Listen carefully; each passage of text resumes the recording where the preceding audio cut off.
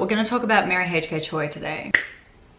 I recently did this challenge where I swapped my screen time for reading. Will be linked in the description if you want to go watch it. I finished all of Mary H.K Choi's books: Emergency Contact, Permanent Record, and Yolk. So first up, let's talk about Emergency Contact, because I think this is the first one that she published. This is written in dual perspective. So it follows Penny and Sam. Penny's a college student. Sam, I think, is a few years older. I think he just works at a cafe. And I think he wants to be a writer or something like that. He's got this niece who's not really his niece. His mum dated this old guy, and then like he had obviously his kids, and like they didn't like his mum because they thought she was a gold digger. One of them had a daughter, and so it was like his step niece, but like not really, because they never got married. If that made any sense, probably not. This girl, her name, oh my god, what's her name? Is her name Jude? Jude. Okay, sorry, it's freaking me out because I just read another book where the main character was called Jude. She's the same age as Penny. They're actually friends. They go, I think they live in the same dorm. That's like the connection, right? Jude and Penny live in the same dorm. Jude and Sam are like niece, not niece. I think all of her friends meet Sam somehow, and then they all like joke about how hot he is, and then Jude's like, if any of you try to date my fake uncle, I'll cut you. Then Penny starts doing that. Absolute dog. Kind of dog, also hilarious. I think Penny's like out somewhere. She's at the park. She sees Sam. I don't know what happened to him. Did he have a seizure or like something happened? He collapsed, and then she runs over to him and she's like, I'm gonna call the ambulance. I think he's like, no, don't. I can't afford an ambulance. I think she ends up as his emergency contact. Like, I don't know if he was filling out paperwork and then she ended up being the emergency contact, or if they just like made a little silly pact where like, let's be each other's emergency contact and like don't tell anyone about this because it was really embarrassing. And they end up like texting, and their texting is really, really cringe. Just being real, like every time I had to read a texting scene between them, I like wanted to die. Yeah, super cringe, hate it. Slowly shows them getting closer and closer, and then that's pretty much the story. It was really average and really boring in my opinion. 3 stars. I don't think this should have been a dual perspective book. I think it really had no need. Just boring, like just like give me more. Anyway, 3 stars, meh. But it was her debut novel. That's pretty much all I have to say. Like, there really isn't that much to say about this book. There's not much to discuss here. There is a lot to discuss with this one though. Shoo away if you haven't read them and you don't want to get spoiled. The next one that I read was Permanent Record. This one I gave 2 stars. Now it's hard because rating it just based on the writing, I would probably give it like a 4. Mary H.K Choi's writing definitely has improved from this book to the previous one. This one follows 2 characters, Pablo and Leanna Smart. Leanna Smart is like a really famous pop star, and like Leanna Smart is not even a real name. I think it's like a stage name. It's like this huge social media icon. I think she's a musician. I think she does shows. I think she's a singer. Pablo is broke. He works in this bodega, and she comes in one time at like 3 a.m. She brings all this stuff to the counter and she's going to pay, and then she like can't find her card. So he's like, oh fuck, like I'll just shout you this, like don't worry. And he's like, fuck, I'm already like 50 bucks behind on rent. What's another 50? Like may as well be 100 bucks behind. And then she's like, oh never mind, found my card. And it's like an Amex Black. And he's like, all right, fuck. Then he realizes who she is. I only read this a little while ago. I don't remember how they linked up. Somehow they link up. I'm fully spoiling everything, by the way, so leave if you haven't read the book or don't want to be spoiled. He ends up really falling for her. Then she's like, come with me to LA. And he's just like, yeah, fuck it, let's go. He just starts ignoring all of his responsibilities, his job, his schooling, like everything, to go hang out with this chick. Which, if some A-list celebrity was like, hey, I think I'm into you, like just come jump on my jet, like let's go to LA and hang out, would you say no, I've got to clock into my fucking shift at the bodega? Or would you be like, yeah, let's go? What if you never get to do that again? So like I half understand that, but also I was so annoyed because it's like, what do you mean? He kept like just last minute hanging out with her, going away on trips or whatever. Then he'd be like, oh, now I've got to stay an extra day. He just ended up dogging everyone. It was like a little mum and dad store where it's like it was like a small business, and so he just completely dogged the owners by not showing up and like calling in fake sick, and then like fucking up his schooling, missing his deadline to apply for like college, and then lying to people, and like, which is like, all right, do what you want to do, boo, but like that's a choice. That is your choice. And he comes back home and he's like ignoring his friends. He's just being a shit friend. So that alone. Now, while he was away traveling with Leanna, I literally got the ick so bad. Like, like, this might be really mean to say. It reminds me of that meme, how a guy stands when his girlfriend's paying for everything.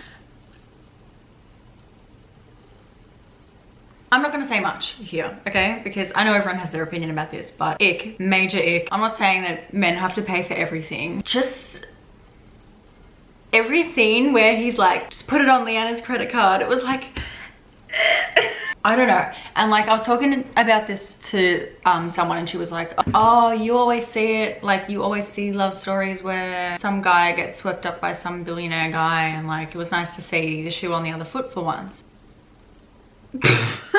No, it's not. I'm gonna get so much hate for saying that, but like, no, it's not nice to see that for once. Listen, I don't even like those stories of like girl meets a bit like 50 Shades of Grey, some random chick meets some rich guy and he like, I don't know, the vibe was just so not it. It's not even like the money thing, it's more of like his attitude. It was the fact that like, not only is she like some wildly successful, you know, has so much going for her young lady, but this boy, like, okay, you can be broke, that's fine. But like his attitude was like, oh my God, get the fuck away from her. Get away. He was so like, oh, woe is me.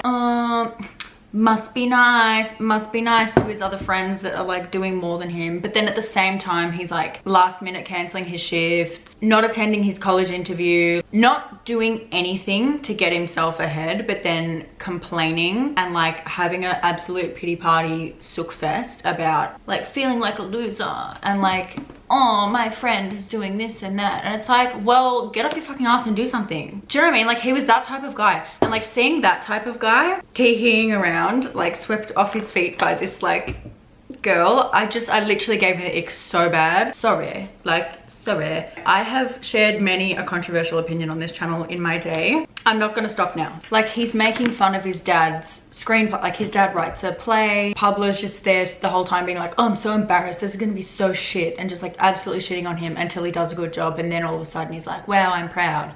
Oh, like that pisses me off so much. You know what I mean? It's like people that will dog shit on something until they're successful at it, then they'll change their tune. He's one of those people. I hated reading about it. I hated being in his head. And then at the end of the book, there was supposed to be some self-aware epiphany where his friend really chews him out about it and like tells him to pull his head in and adjust his attitude, because he basically lists everything I just said. And by that point, we were like here in the novel. And I'm like, too little, too late. Like I already have had a bad time reading the book. Like I've already had a bad time.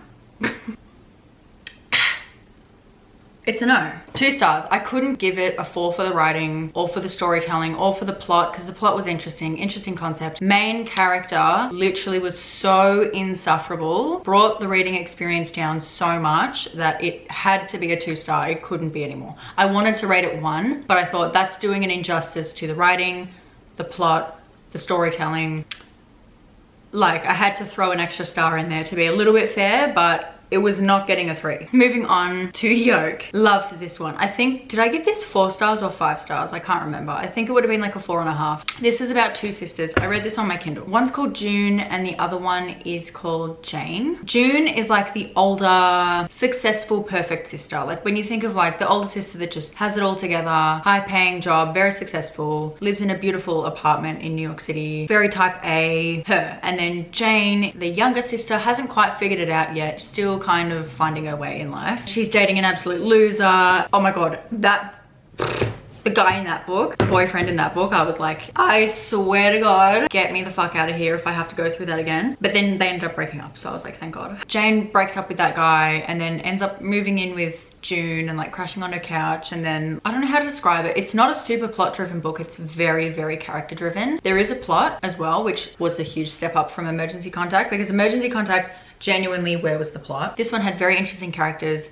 The plot was interesting, but it wasn't even the main focus. So much better, like genuinely a 4 or 5 star book. It's probably the most accurate depiction of siblings and like sibling rivalry that I've ever seen in a book. I just feel like it got it so well. Like the bickering, the shitting on each other, but then at the same time, when shit gets real, it's like they would do anything for each other. Their relationship is so multifaceted, which is exactly what most sibling relationships are. Like they're not black and white. They are the grayest shade of gray there is. Loved it. And it was so funny. I laughed so many times reading this book. Like some of the shit that the girls would say to each other, I was like, fuck. I hope I'm not missing anything major that I'm gonna kick myself when I edit this video, but those are my thoughts. I've had these books, Mary H.K Choi's books, on my TBR for a couple years now, so I really wanted to just read all 3 and share my thoughts. Let me know if you've read any of these 3. I know these 2 aren't as popular as Yolk. Anyone who's read all 3, please let me know what you thought. I'd love to hear everyone's opinion, especially on this one, because I don't know if I have an unpopular opinion on this or not, because I haven't read or watched any reviews on these books yet. I don't know. I could be alone in thinking that way. But so anyway, thank you for watching. If you're not subscribed already, why not? What's that about? Like, why? I just want to know why. Hit the bell, all that crap. I'll see you next time.